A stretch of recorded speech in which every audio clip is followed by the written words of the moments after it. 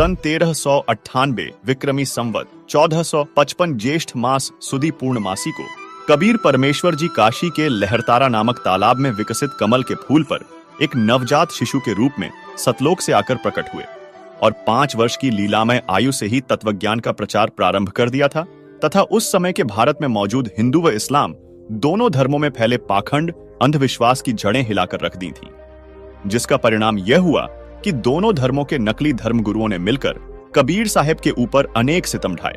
उन्हें गर्म तेल में जलाकर मारना चाहा, गंगा नदी में डुबोना चाहा, तोप गोलों से मारना चाहा, खूनी हाथी से मरवाना चाहा। लेकिन परमात्मा तो परमात्मा होता है, उसे कौन मार सकता है? इन नकली धर्म गुरुओं के जुल्मों से डरकर वह परमात्मा पीछे कैसे हट सकता है? इसके अलावा कबीर परमेश्वर ने अनेक चमत्कार किए। मृत लड़के कमाल को जीवित किया, कब्र खुदवाकर लड़की कमाली को जिंदा किया, सिकंदर लोदी के जलन का रोग ठीक किया, स्वामी रामानंद जी की कटी गर्दन को पुनः जोड़ उन्हें जिंदा किया। कबीर साहेब ने ऐसे ऐसे अनेक चमत्कार किए और अंत समय में कबीर साहेब मगहर से हजारों लाखों लोगों के सामने से माघ महीने की शुक्ल पक्ष तिथि एकादशी विक्रमी संवत 1575 सन 1518 को सशरीर सतलोक गए, जिसका प्रमाण आज भी मगहर वर्तमान जिला संत कबीर नगर में विद्यमान है।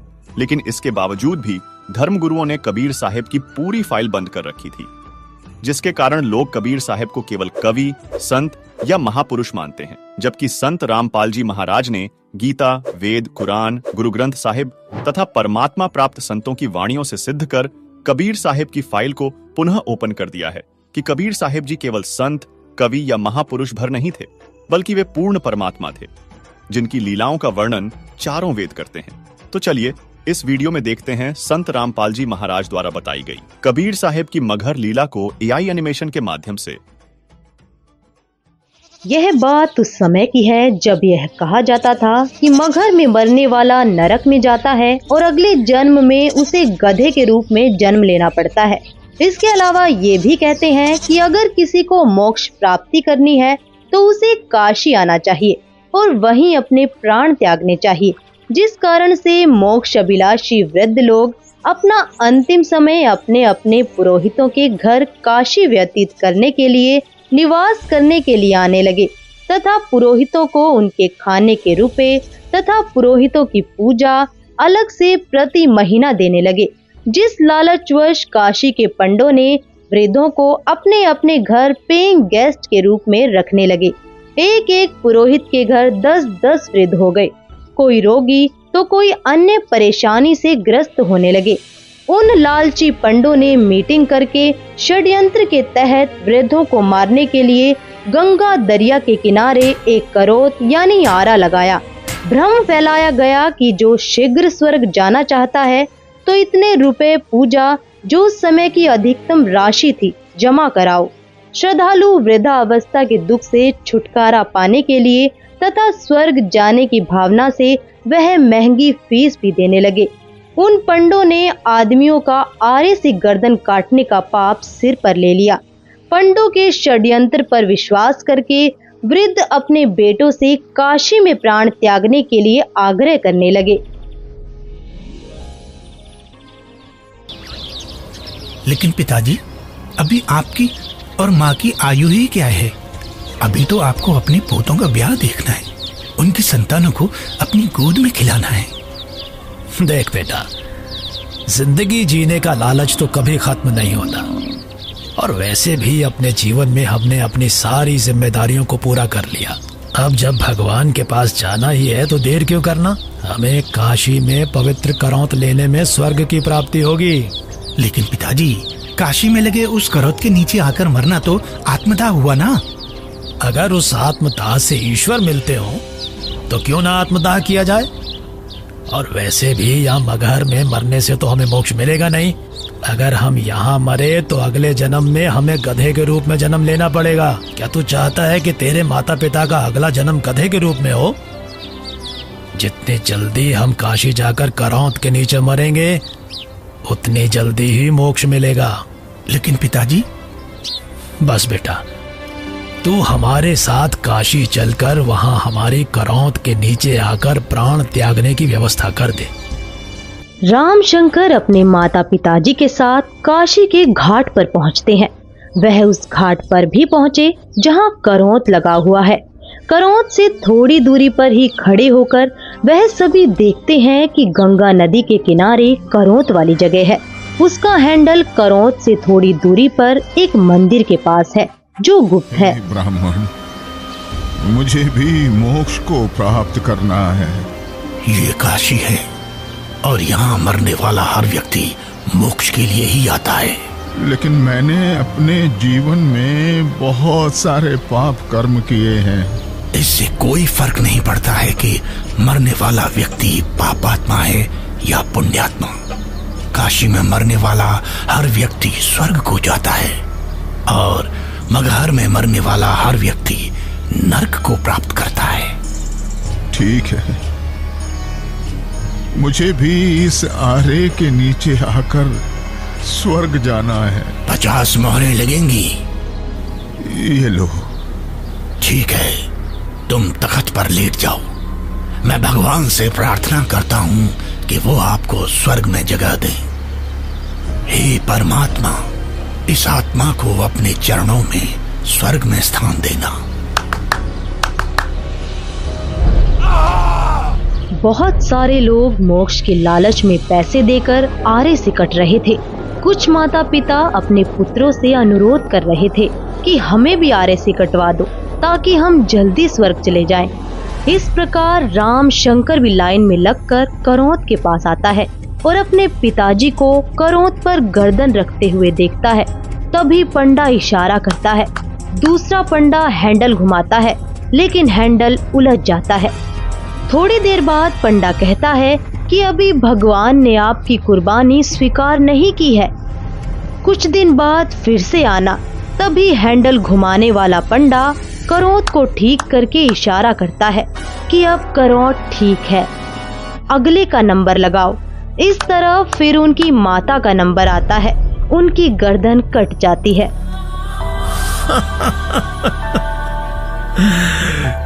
कितना भागा हूं मैं कि भगवान ने मेरी कुर्बानी स्वीकार नहीं की।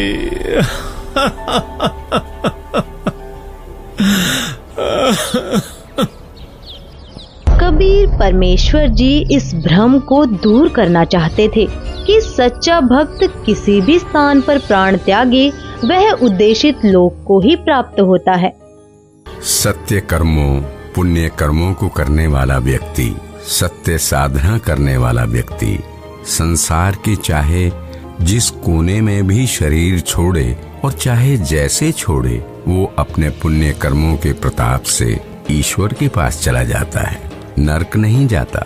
लेकिन दुष्कर्मों को करने वाला इंसान चाहे जहाँ भी मरे, चाहे काशी हो चाहे मगहर, उसे नरक की ही प्राप्ति होती है। सतलोक को प्राप्त करने के लिए पुण्य कर्म जरूरी हैं, ना कि काशी करौंत के नीचे मरना।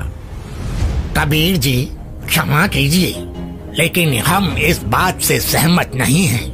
ये पुण्य कर्मों को करने वाला व्यक्ति चाहे काशी में मरे या मगहर मरे, उसे स्वर्ग की ही प्राप्ति होगी। सत्य ये है कि अगर कोई भी व्यक्ति काशी में मरता है तो वो चाहे पुण्यकर्मी व्यक्ति हो या पापकर्मी, उसे स्वर्ग की ही प्राप्ति होगी। और अगर कोई व्यक्ति मगहर में मरता है तो वो चाहे पुण्यकर्मी हो या पापकर्मी, उसे नरक की ही प्राप्ति होगी। और इतना ही नहीं, मगहर में मरने वाला अगले जन्म में गधे के रूप में ही जन्म लेगा, ये भी निश्चित है। उस व्यक्ति को भी स्वर्ग की प्राप्ति नहीं होगी। ठीक है, तो मैं फिर मगहर में ही शरीर का त्याग करूंगा और स्वर्ग नहीं, स्वर्ग से भी आगे सतलोक जाऊंगा। और आप सभी पंडितों से मेरा आग्रह है कि आप सभी मेरे साथ मगहर चलें और मेरे शरीर छोड़ने के बाद अपनी ज्योतिष विद्या का प्रयोग करके ईमानदारी से सभी लोगों को ये बता देना कि मैं कहाँ गया हूँ। लोगों के बीच का ये भ्रम दूर होना चाहिए कि मोक्ष केवल काशी मथुरा में शरीर का त्याग करने से नहीं होगा, बल्कि मोक्ष केवल यथार्थ भक्ति से और मर्यादा में रहकर अपने जीवन का निर्वहन करने से होगा। आज आपकी मुक्ति का दिन है। करोंद के नीचे आकर मोक्ष पाने के लिए तैयार हो आप? इस सारे अर्थात करौंद से मुक्ति प्राप्त करने के लिए कितनी मोहरें लगेंगी? केवल 50। पिताजी, आपको उस करौंद के नीचे अपने प्राणों को त्यागने की जरूरत नहीं है। क्यों? पर बेटा, फिर मुझे मुक्ति कैसे प्राप्त होगी?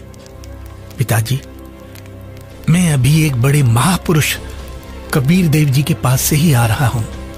उन्होंने कहा है कि जो व्यक्ति पुण्य कर्म करता है वो सतलोक ही प्राप्त करता है। उसकी मृत्यु चाहे जहां हो।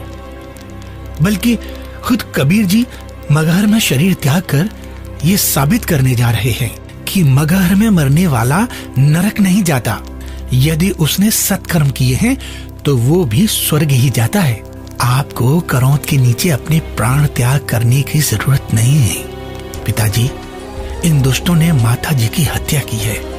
ये पाप कर रहे हैं। अरे अरे, ये क्या कर रहे हो? कबीर देव जी को ज्ञान नहीं है। तुम्हारा दिमाग फिर गया? ज्ञान नहीं है? वो तो साक्षात परमात्मा हैं। तो ठीक है, हम भी उनके साथ मगहर चलते हैं और देखते हैं कि उनकी कही गई बातों में कितना सच है और कितना झूठ।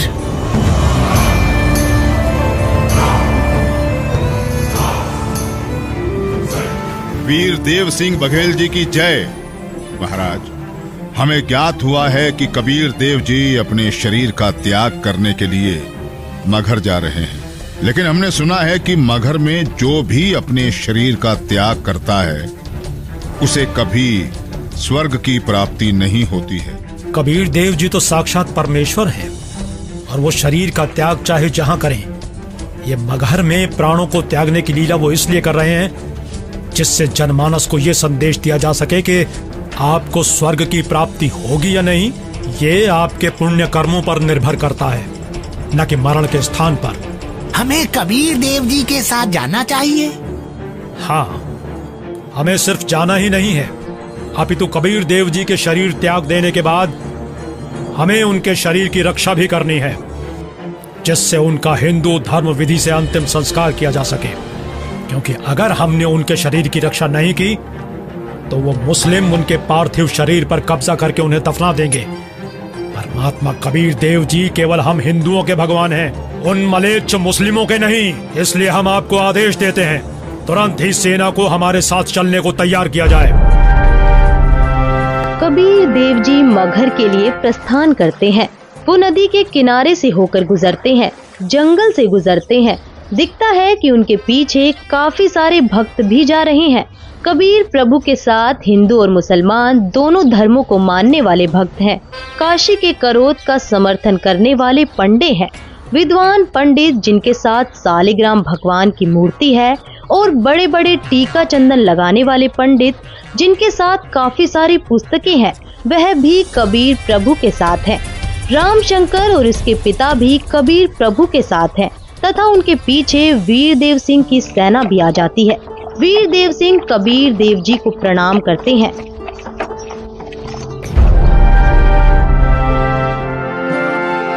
कबीर प्रभु के पीछे काफी सारे भक्त और सेना भी चल रही है। कबीर प्रभु चलते रहते हैं और जो कोई भी कबीर प्रभु को जाते हुए देखता है उनके पीछे चल देता है।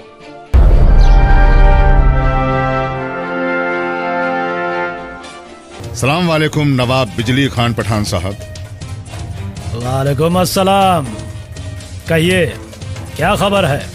जी नवाब साहब, हमें पता चला है कि खुदा के रूप हमारे पीर कबीर जी महाराज मगहर आ रहे हैं और सुना है कि वो यहाँ अपनी रूह को अपने जिस्म से आजाद करके सतलोक को रवाना हो जाएंगे। क्या? फिर तो हमें इसी पल कबीर जी के पास पहुंचना होगा और कबीर जी की रूह के इस दुनिया से जाने के बाद उनके जिस्म को अपने कब्जे में लेकर इस्लाम के रिवाजों से उनके शरीर को धरती में दफन करना चाहिए। और इस बात का भी ख्याल रखना चाहिए कि उनका जिस्म काफिर हिंदुओं के हाथ न लगे। जी नवाब साहब, ऐसा ही होना चाहिए। सेना को हमारे साथ कबीर जी के पास चलने के लिए फौरन तैयार किया जाए, लेकिन कबीर जी को इस बात की अभी भनक ना लगे।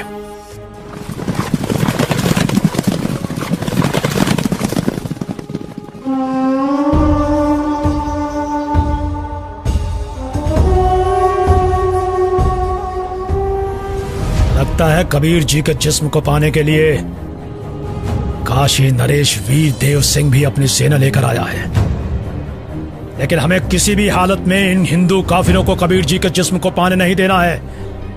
आग के आने का मकसद हमें पता चल गया। पीर जी, बिजली खान आपकी क्या खिदमत कर सकता है? मैं अपना शरीर त्याग करने से पहले स्नान करना चाहता हूँ। जी, हम अभी आपके नहाने के लिए साफ पानी की व्यवस्था करते हैं। नहीं, मैं किसी बहते पानी के दरिया में स्नान करूंगा। बिजली खान। पीर जी, यहाँ एक दरिया बहता था जिसका नाम आमी नदी था, लेकिन पीर जी, शंकर भगवान के श्राप के कारण उसका पानी अब एकदम सूख चुका है। चलो दिखाओ मुझे वो आमी नदी कहाँ है। जी पीर जी, चलिए। कबीर देव जी, वीर देव सिंह, बिजली खान और उनकी सेना और बाकी के भक्त उस आमी नदी के पास पहुंच गए। कबीर देव जी ने उस सूखी हुई नदी को देखा। कबीर देव जी ने अपने हाथ जोड़कर प्रार्थना की और फिर अपने हाथों को हवा में ऐसे लहराया जैसे कि वह नदी को बहने का इशारा कर रहे हों। कबीर प्रभु के ऐसे इशारा करते ही थोड़ी दूरी पर ही नदी की जगह पर एक जोर से धमाका हुआ और धरती के अंदर से पानी का सैलाब निकला। यह देखकर सभी लोग चौंक जाते हैं और सभी भक्ति भाव से भरकर कबीर प्रभु को देखते हैं और अपने हाथ जोड़ लेते हैं। पूरी नदी में पानी भर जाता है। सभी लोग खुश हो जाते हैं।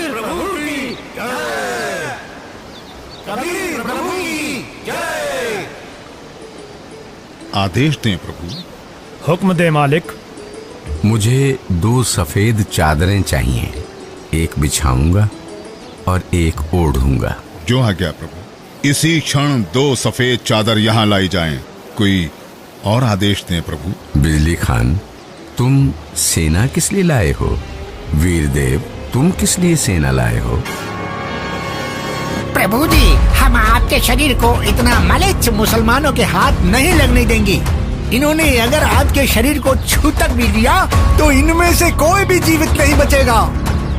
हम आपका अंतिम संस्कार हिंदू रीति रिवाजों से करेंगे। तो हमने भी चूड़ियां नहीं पहन रखी हैं। हम भी अपने अल्लाह के स्वरूप पीर कबीर जी का जिस्म हिंदू काफिरों को नहीं देंगे और इस्लामी तरीके से पीर जी का शरीर को दफन करेंगे। और अगर ऐसा नहीं हुआ तो इसका अंजाम बहुत बुरा होगा। हम वीर देव की सेना से युद्ध करके आपका शरीर प्राप्त करेंगे, लेकिन अंतिम संस्कार हम मुस्लिम तरीके से ही करेंगे। मुझे नहीं पता था कि तुम सब मेरी शिक्षाओं को इतना ही समझ पाए हो। 120 साल हो गए मुझे तुम सब लोगों को समझाते हुए, फिर भी इतना ही समझ पाए हो। मुझे इतना ही जाना है तुम सब ने।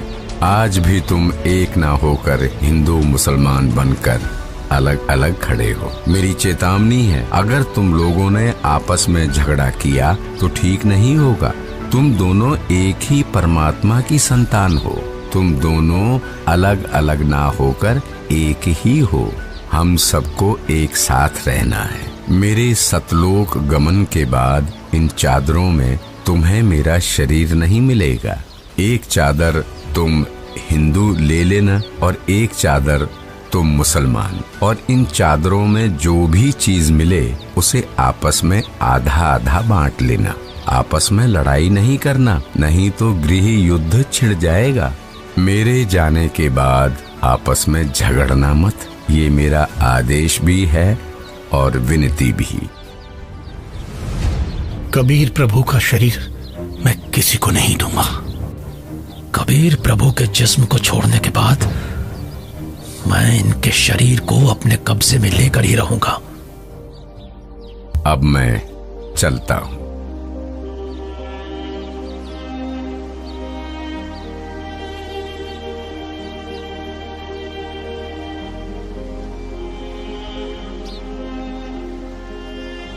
देखो ब्राह्मणों, मैं जा रहा हूँ सतलोक, इस पृथ्वी से और तुम्हारे स्वर्ग से शंखों कोस दूर।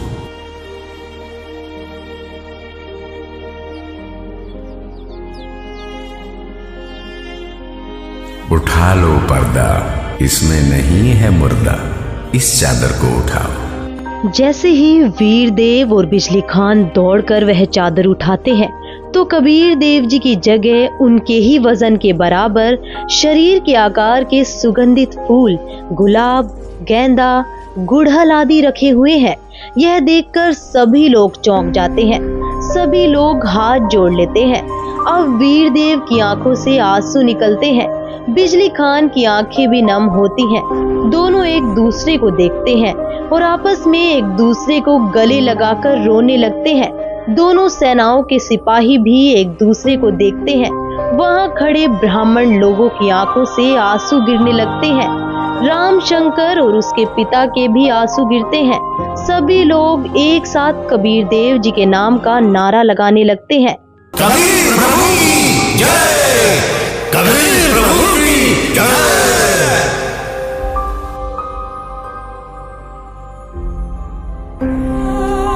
कबीर प्रभु, हमको माफ करना, हमने आपको पहचाना नहीं। आप तो खुद अल्लाह ही थे। बहुत बड़ी गलती हो गई हमसे। हमने भगवान को नहीं पहचाना। कबीर प्रभु की बात हमने नहीं मानी। अब हम सब एक होकर रहेंगे और उनकी कही सारी बातें मानेंगे। या अल्लाह, माफ कर हमें। भगवान माफ करो हमें। कबीर भगवान हमें माफ करो। भगवान हमें माफ करो। फिर हिंदू और मुसलमानों ने आपस में वह फूल बांट लिए और मगहर में ही कबीर प्रभु की याद में दो अलग अलग स्थानों का निर्माण किया। और फिर उन्हीं में से कुछ फूल लाकर वीर देव सिंह ने काशी में चौरा का भी कबीर प्रभु जी के स्थान का निर्माण किया। उसे कबीर चौरा के नाम से जाना जाता है। वहाँ पर कबीर पंथ का बहुत बड़ा आश्रम बना है। कबीर प्रभु जी ही सच्चे और पूर्ण परमात्मा है, जिन्होंने हम सबको रंग भेद, जाति धर्म भेद आदि के आधार पर ना बांटकर एकजुट रहना सिखाया। परमात्मा एक विशेष जाति या समूह का नहीं होता। परमात्मा तो सबका एक है, जिसका नाम कबीर देव है।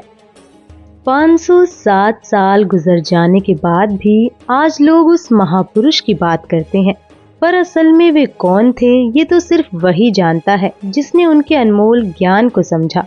इतने साल गुजर गए, परंतु इस सच्ची घटना की दास्तां आज भी लोगों के दिलों में जिंदा है और परमात्मा का अपने बच्चों को एक करने और काल के जाल से निकालने का संघर्ष आज भी जारी है।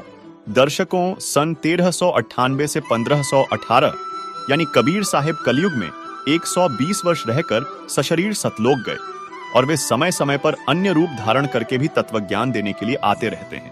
कबीर सागर के बोध सागर खंड अध्याय कबीर बाणी पृष्ठ 136 से 137 में कबीर साहिब ने स्वयं धर्मदास जी से कहा था कि 12वें पंथ यानी गरीबदास जी के पंथ में मैं स्वयं आऊंगा और सभी पंथों को समाप्त कर एक यथार्थ कबीर पंथ चलाऊंगा।